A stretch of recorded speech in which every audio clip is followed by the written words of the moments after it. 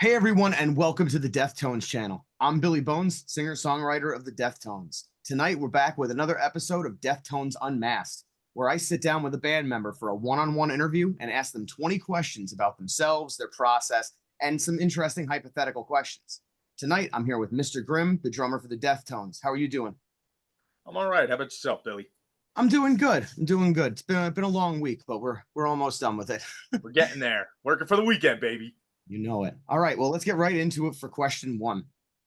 Question one, we're going to start off easy. At what age did you start playing music, and what was the first song that you learned to play the whole way through? When the age that I started when I started taking music seriously, like I was in music classes and stuff like that. I sang in ensemble and that stuff. But I got a guitar from a friend of mine for free. And it sounded like crap. It was a Squire, and I was 14 at the time, I think. And I attempted to learn Enter Sandman. I couldn't do it the first time that I played it, so I gave the guitar to none other than Dorian, and that was his first guitar. No way. Oh, that's awesome. That is so cool. I did not know that. But that's it. And immediately that week, I went on music123.com. There's a plug for you. I'm not getting paid by them. 2004. Yeah. I bought a drum set, a Verve. Nice. And then it was all just from there. Oh, yeah, that was it. I mean, the first song I learned on the drums was probably Breaking the Law or Living After Midnight. Okay. One of those. All right, cool. So 14, you started on guitar, and then you gave that to Dorian and got a drum set. You got the drum set when you were 14 as well? Yeah, 14, 15. Yeah, it was somewhere in that. 14, 15. I can't remember exactly. All right, cool. All right, moving on to question number two.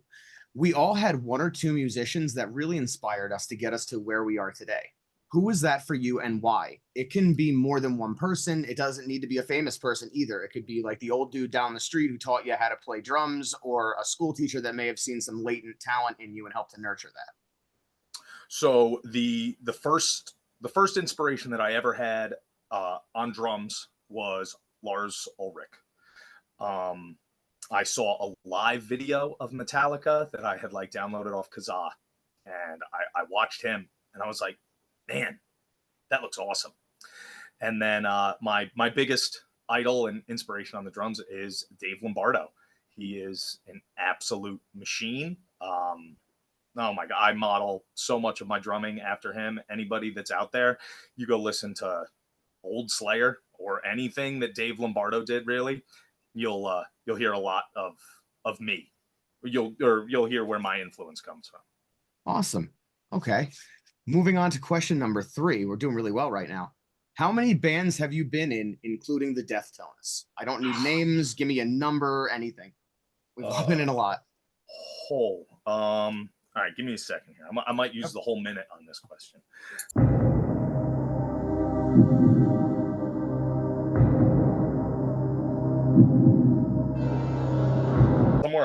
Somewhere around 13 bands. Yeah, 13 since I was 15 years old, and I am 35.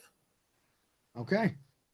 You know, I feel bands in 20 years. I feel like that's a recurring thing. A lot of us, I think Mikey's answer might have been 13 as well. I'm not sure, but I know I haven't been in 13 bands. I've tried to make 13 bands, but it has never come to pass. Only like 5, I would guess, would have actually done anything.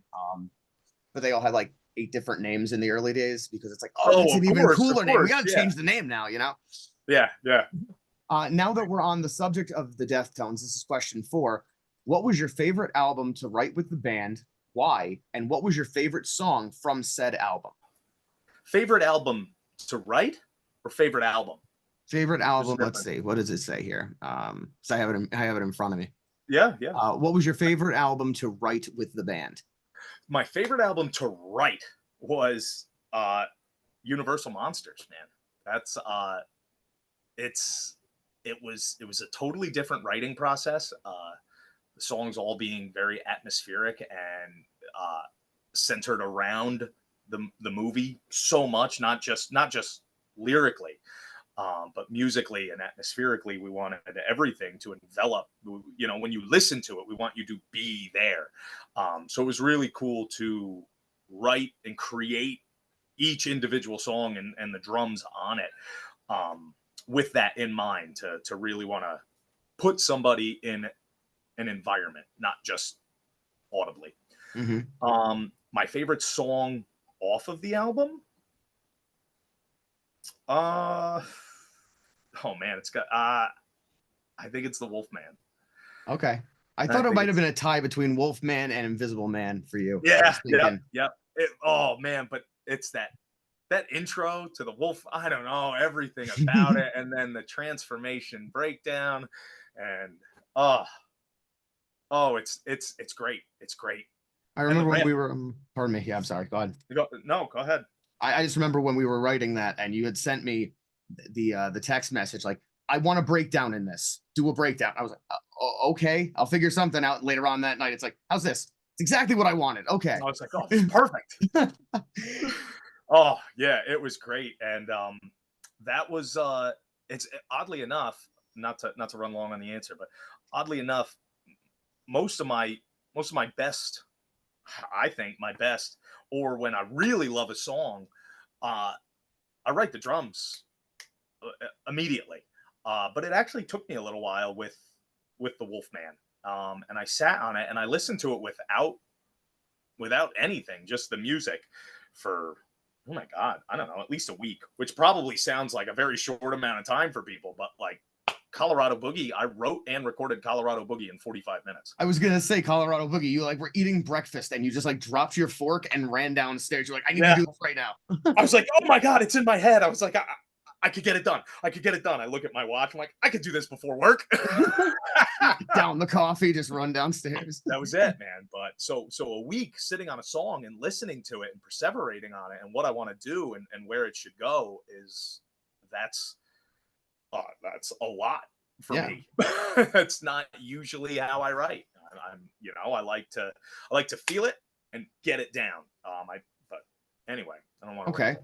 So your favorite was Universal Monsters. Why? Was because of just how we wrote it differently and how the thematics of the whole thing. And your Yep. favorite song was the Wolfman. Okay.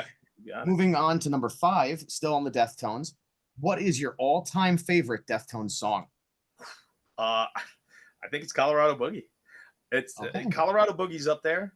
I'd say TED Talk. That is just an absolute merciless onslaught of punk rock. Yeah, we're horror punk. And anybody that likes the heavier stuff that we've done, or that just likes heavier kind of music or heavier kind of punk, man, like if you were like an Earth AD fan for the Misfits, geez, another plug. Check out TED Talk off the American Monster EP that we released. Man, that is a banger.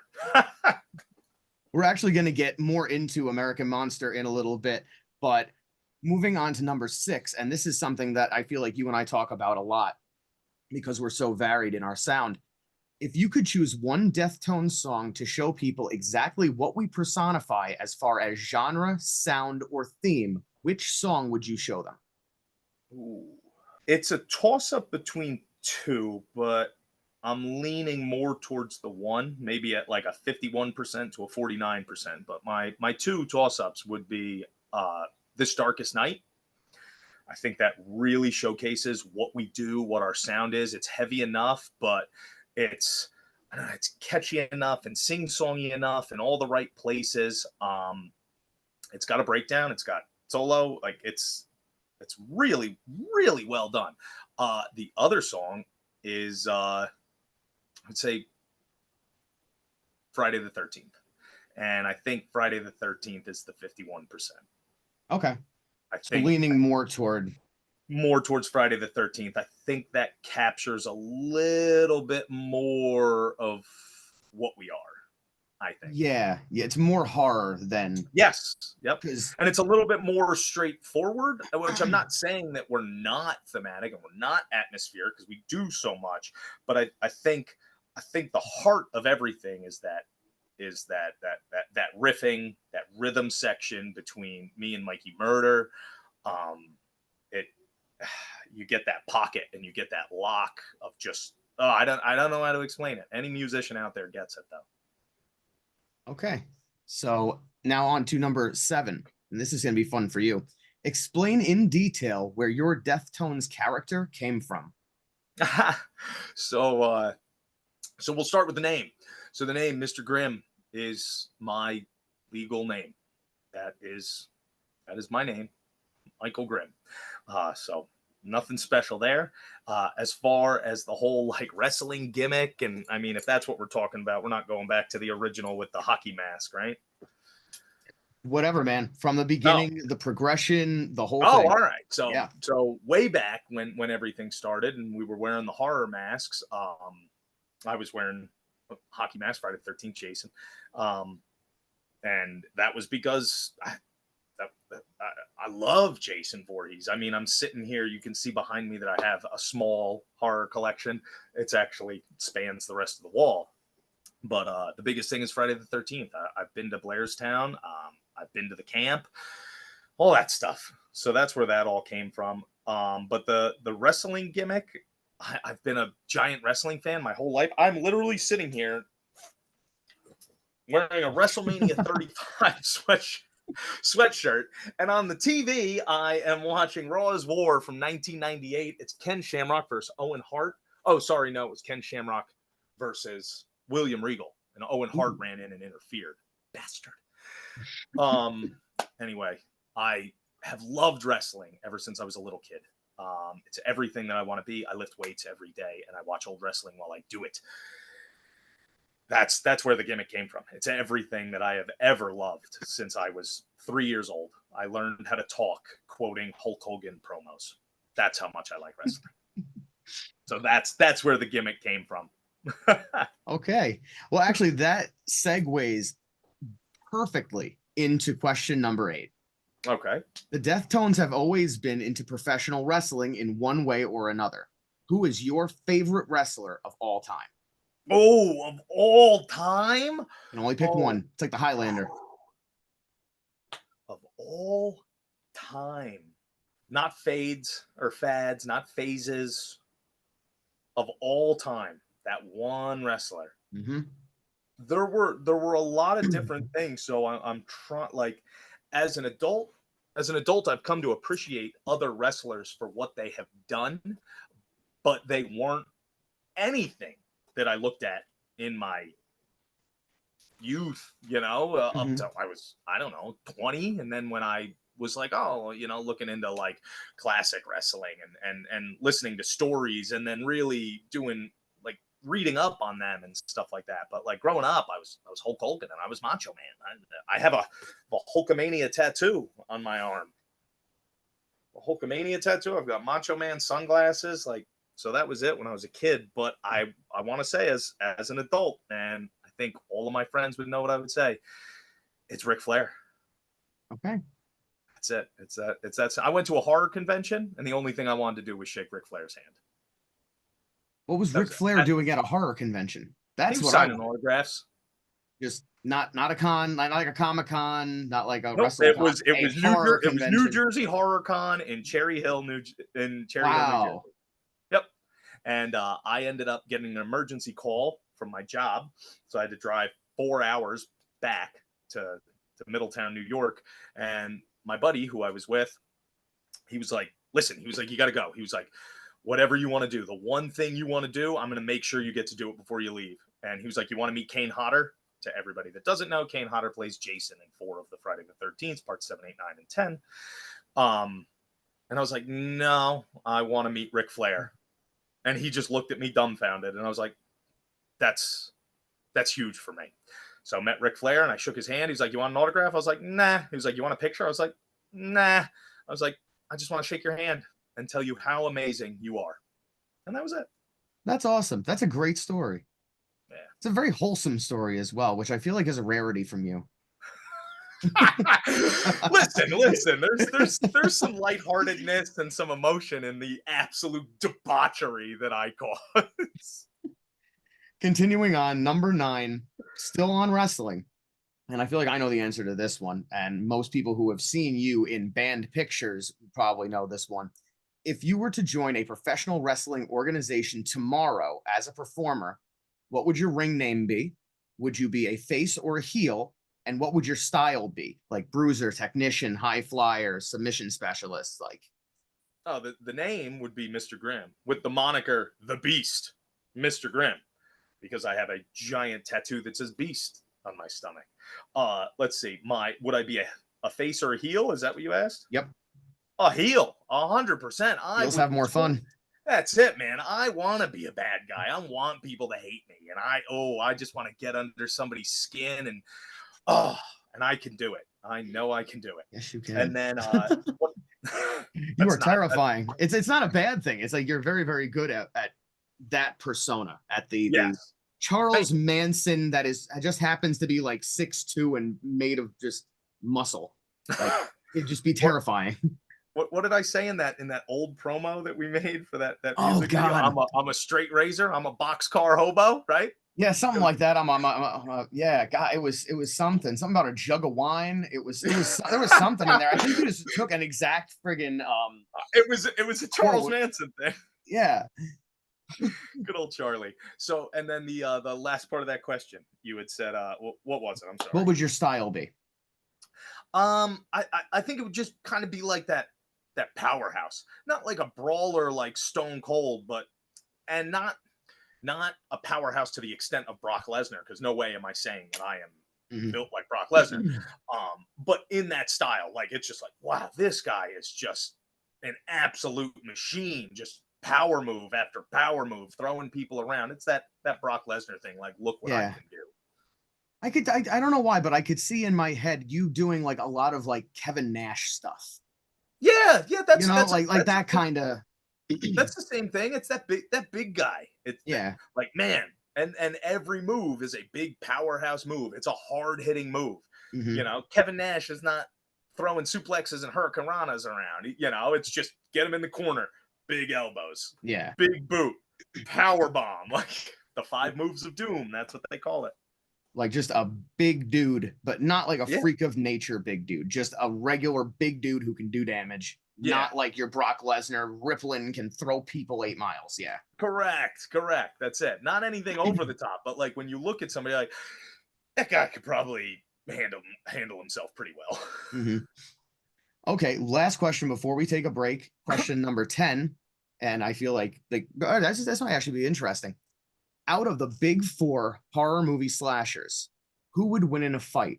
And before this, let me preface by saying they all have their powers. So if like all of them and Freddy are together, Freddy still has his powers. And I'm assuming when you say big 4, it's Freddy, Jason, Michael, and Leatherface. Correct. Okay. Freddy, you can't beat Supernatural. Okay. You can't. I mean, it's that simple. Like, and you're not going to stop dreaming about him. Like what Michael is going to be like, I should take Hypnocil to help. Like, which one of these psychopaths is going to be like, oh yeah, that's what I need. Now, if it was now just to throw it out there, if nobody had their powers, and I mean, you can't even do that. Can't do it. Yeah. Okay. You would have to pick movies of which, like, part 3 Jason and part 2 Michael and Freddy, and then Michael Bay remake Leatherface. Then it's just too much. It's very convoluted. It's a very detailed answer for a question. Yeah, that's its own episode of a pod, is like playing like a fatal 4-way shakeup. Well, actually that's a cool thing. We are going to go on break, but just let us know in the comments section. We were talking earlier about starting a little podcast called the Deathcast, and it would just be us just shooting the breeze, talking about whatever, and doing those kind of hypotheticals or breaking things down in tier lists, like just having a good time. So let us know. But we're going to be back from a short break. Stay with us.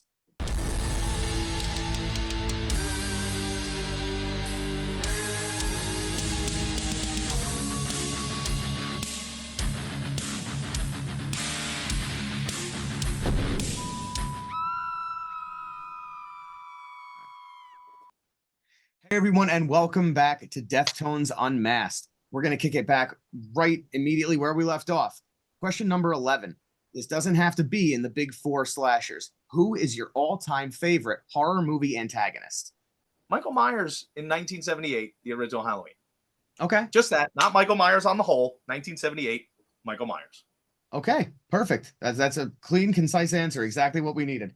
Going on to number 12. In the Deathtones, we seem to love comedy just as much as we love horror. And we're constantly creating these inside jokes or always doing funny celebrity impressions. If you could comically recast one horror character, what would the role be and who would you cast for that role?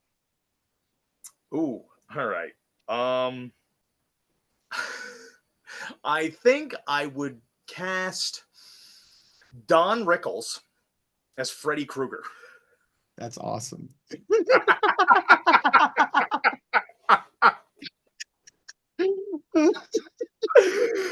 would be amazing. Oh my God. Think of the vulgarity. Right? Oh my God, that's awesome. Yep. Yeah. Mikey yeah. did on Elm Street, starring Don Rickles as Freddy Krueger. Just rolling off the tongue. That's funny. That's great. Mikey had Dave Chappelle as the Candyman. Nice. Ooh, that's a good one. Yeah. That's a good one. Next question, number 13. Because we're just answering these. This is going great. Number 13. As you all know, in 2022, our first EP, American Monster, released. That album was all about some of the United States' most dreadful serial killers. On that same topic, who is your, for lack of a better term, favorite serial killer? I would have to go with, and it's, I don't know, it's kind of lame to pick them, but I think it's because of the amount of information that's out there. It would be a toss up between Bundy, Dahmer, and Gacy.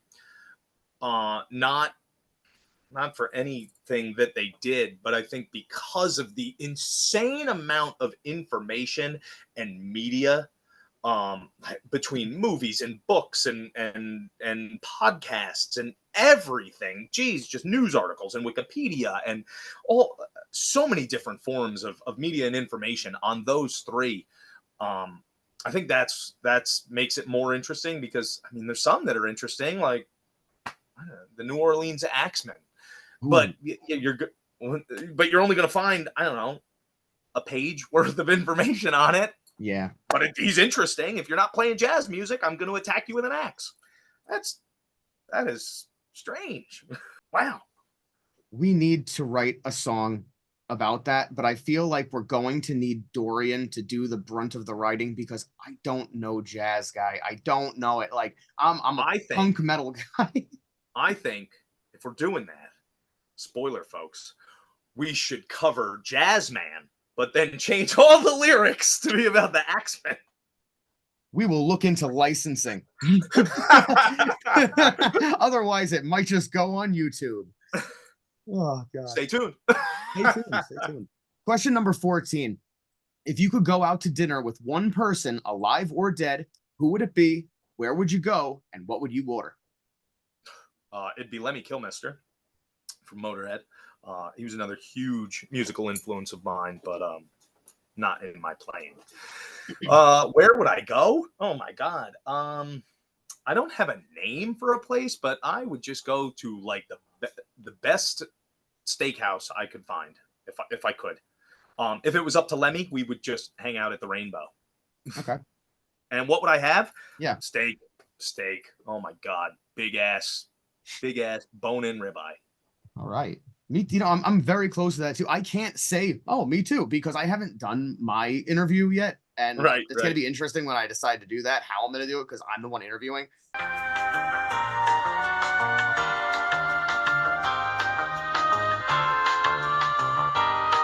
Going on to question number 15, keeping on the topic of dinner, a very simple yet kind of difficult question.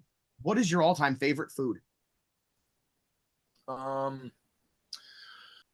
Family recipe. My grandmother would make this stuff called white gravy, and it's like Southern biscuits and gravy. Mm-hmm. But yes, she would man, the way that Granny made it was great. And we didn't eat it on biscuits because Granny had a lot of mouths to feed. So we just ate it on white bread, Mm-hmm. which people think is absolutely vile. I think it And then sounds you have awesome. some, You kidding me? oh, it's great. Sounds Then so you good. have some cinnamon applesauce on the side.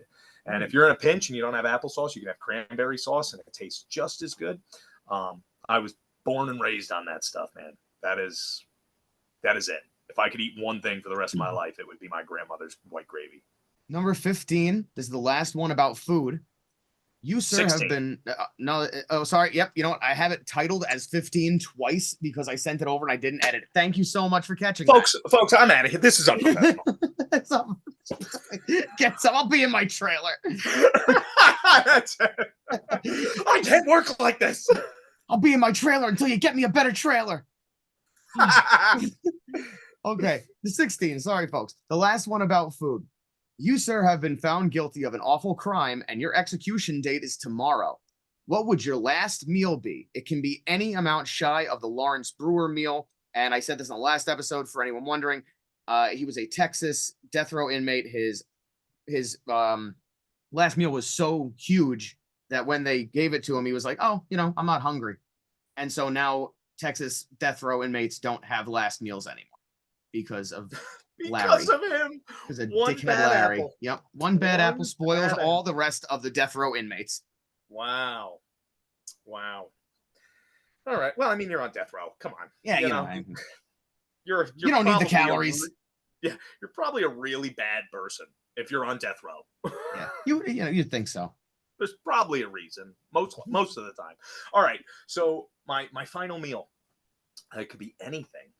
My grandmother's dead, but if I could have one meal, it would be to have her cook me white gravy one more time. That would be it. Okay. Nothing tastes as good as my grandmother's white gravy. Like, bring me chains and shackles and put me at my grandmother's kitchen table, that house that I visited when I was a kid, the smell, the atmosphere, everything. Mhm. That's my last meal. Biscuits and gravy. Die happy. Okay. Yeah. Now, I feel like we all sort of know the answer to this because there is someone in the band named Mrs. Grimm. But are you currently in a relationship? No. Yes. Yes, Okay. I am. I am married to Mrs. Grimm. Question 17. Do you have any pets? If so, what kind of animals? How many? And what are their names? We do. So Mrs. Grimm and I actually rescue dogs. We have 7 dogs, all of which are rescues. We have a hound mix. His name is Brody. We have a Chihuahua Min Pin. His name is Rollo. And then we have 4 dachshunds. So we have a full-size dachshund. Her name is Lucy. Yeah. 5 dachshunds. Sorry, I said 4. Oh my God. It's like having kids. Jesus. So we got a full-size dachshund. Her name's Lucy. She also goes by Big Mama and Mo. And then we have, let's see, going down the list here. Then we have Pebbles. She's a miniature dachshund, Red. Then we have a very small miniature dachshund. Small as in, like, if she lost all of her weight, she would be very tiny. But she's very chubby, and we're working so hard on her, but all she wants to do is lay around. Her name is Toby Grace. And then we just rescued at the end of October, beginning of November 2023, 2 roughly 15-year-old miniature dachshunds, and their names are Duke and Ollie. And they were basically on their deathbed, so we got the owner to sign them over to us and spent $10,000 that we didn't have to ensure that they could live. A lot of medical care, vet treatments, all that stuff. But that's what we do, man. It's amazing that you guys do that for animals. I still believe you have your GoFundMe is still active, isn't it? Mrs. Grimm? No, it timed out. Yeah, it was set for whatever. Like, I think they cap you at like 6 weeks or 8 weeks or something like that. Okay. Well, if anyone still wants to give to that to help out the costs, if you go on our Spotify page, you can give directly to the band via PayPal. So it's at the top of our page, and a very little bit helps. Yeah, it's all super appreciated. Anybody that does want to chip in. just send us a note on PayPal that it wasn't for a purchase of something, or that, hey, this was to go towards a vet bill or whatever the case may be. That way we can put the funds where they should be going. Okay. So let's keep on moving. We're almost done. Next question. We are all people. There are people that we love and people that we can't stand. If you had to pick one famous living person to punch in the face, who would it be and why? You get one free shot. One free shot. One free shot. A living famous person. One free shot. In light of the recent events, it would be Vince McMahon. Okay. Yeah, light of recent events. We won't get into it here, folks. We might get into it on a podcast if we decide to do it. But yeah, read the court documents. Like, holy crap! If anyone deserves one, yeah. Yes, 100%, 100%. As musicians, every day we wake up grateful for the skills that we have and the ability to bring our craft into the world. What is the thing musically that you are most grateful for?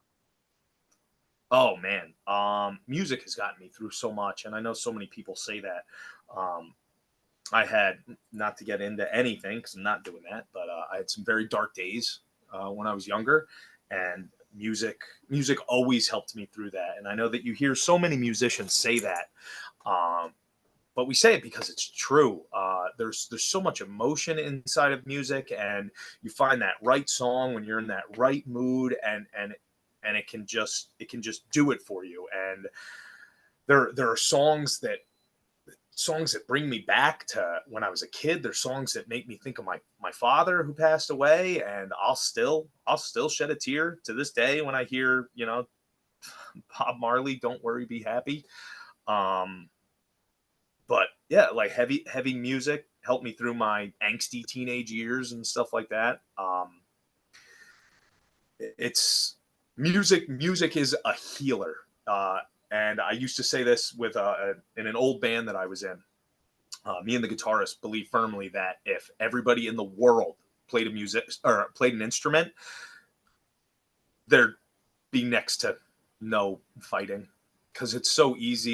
You don't have to speak the same language. If you're a guitarist and I'm a drummer and I can find the beat and you can play to the beat, you don't need to talk. Music transcends so many things. It's truly magical. All right, you heard it here first, folks. I think we just solved world peace.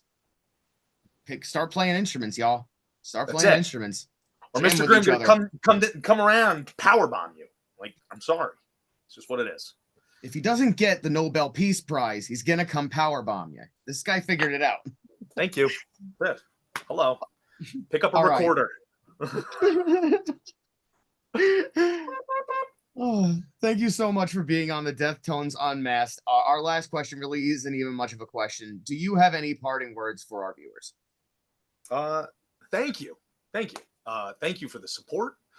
Thank you for buying our shit that we put out. Thanks for tuning into this.